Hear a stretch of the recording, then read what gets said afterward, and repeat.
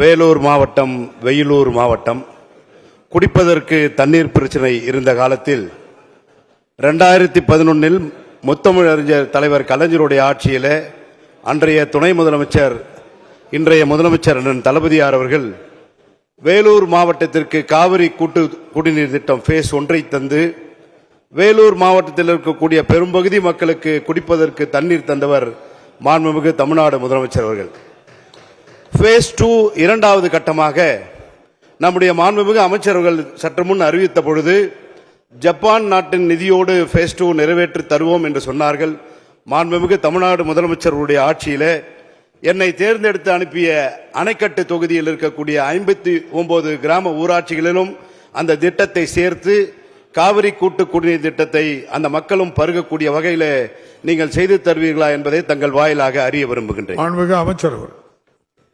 மாண்புமிகு பேரவைத் தலைவர்களே, மாண்புமிகு முதலமைச்சர் அறிவித்தது தருமபுரி கிருஷ்ணகிரி மாவட்டத்தில் இருக்கிற முழுமையாக அனைத்து கிராமங்களுக்கும் தருவதற்காக தான் அந்த 2வது திட்டம் தொடங்கப்பட்டது. அது இறுதி கட்டத்தை எட்டி இருக்கிறது. இப்போது மாண்புமிகு சட்டமன்ற உறுப்பினர் அவர்கள் எடுத்து கேட்டிருப்பது திருவண்ணாமலை கள்ளக்குறிச்சி கூட்டுக்குடிநீர் திட்டம், விழுப்புரம் கூட்டுக்குடிநீர் திட்டத்திற்காக கிட்டத்தட்ட 13,000 கோடி அதற்காக திட்ட மதிப்பீடு செய்யப்பட்டு அந்த பணிகள்லாம் திட்ட அறிக்கைகள்லாம் தயாரிக்கப்பட்டிருக்கிறது. இதுவும் ஒன்றிய அரசுடைய அனுமதிக்காக தான், அதனுடைய பங்கு தொகைக்காக தான் நிறுத்தி இருக்கிறது. அப்படி வருகிற போது திருவண்ணாமலைக்கு போகிற போது வழியில் இருக்கிற நம்முடைய வேலூர் மாவட்டத்தில் இருக்கிற விடுபட்ட பகுதிகளுக்கு அந்த குடிநீர் திட்டம் தருவது போல தான் திட்ட அறிக்கை தயாரிக்கப்பட்டிருக்கிறது. எனவே அதுக்கான பணிகள் நடைபெற்று கொண்டு இருக்கிறது.